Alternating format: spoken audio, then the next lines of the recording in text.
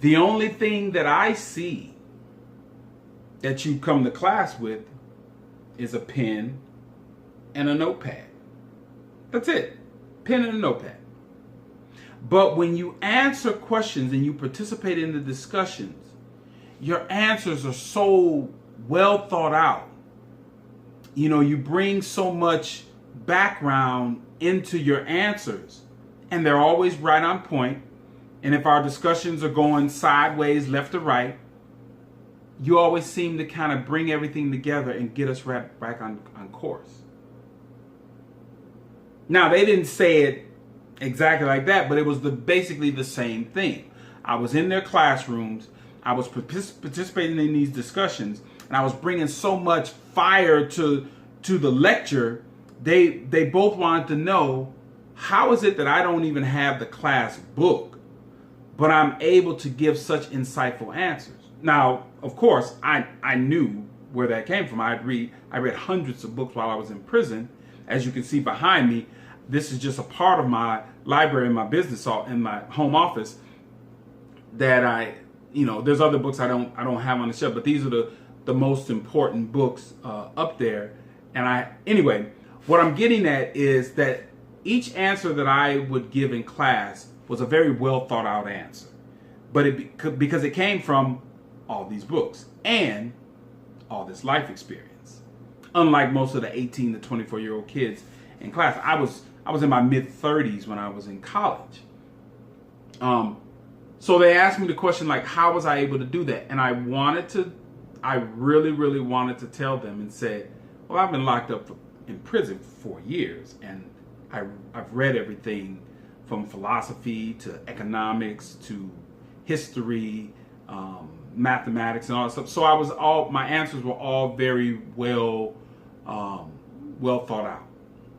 But I just told them, I just said, I read a lot. That's it. Because I knew that they wouldn't necessarily understand my story. Just in, hey, I've been to prison.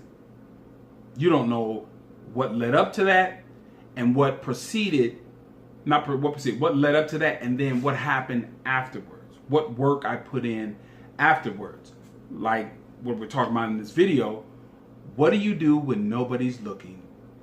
What are you doing when it's just you? And it's you and your day and nobody's around?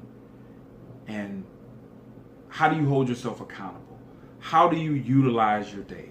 Which, again, back to my daughter, I want to make sure that you clearly understand that time is very valuable. You can't go back and get it if you don't utilize what you have right in front of you.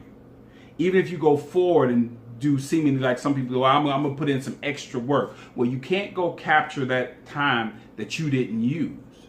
You're trying to condense and you're trying to accelerate the fact that you didn't do anything before. Now you're going to try to do double now. No, it doesn't work that way. All right. So, today's topic again is what do you do when no one is watching, and what do you do with your time each day? It's very important. It could set the tone for the day. It can actually, to me, it could set the tone for a lifetime. And I'll probably go over this again. Dr. Eric Thomas, I love one of his quotes. He says, "The DNA of your success is in your routine." So what you do every day, what you are doing in your own time, in your own space, sets the tone for whatever it is that you are trying to accomplish. And most of that is when nobody's watching.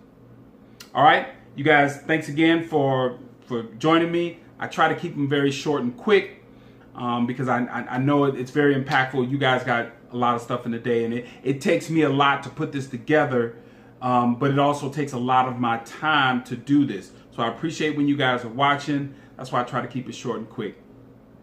You guys have a great day.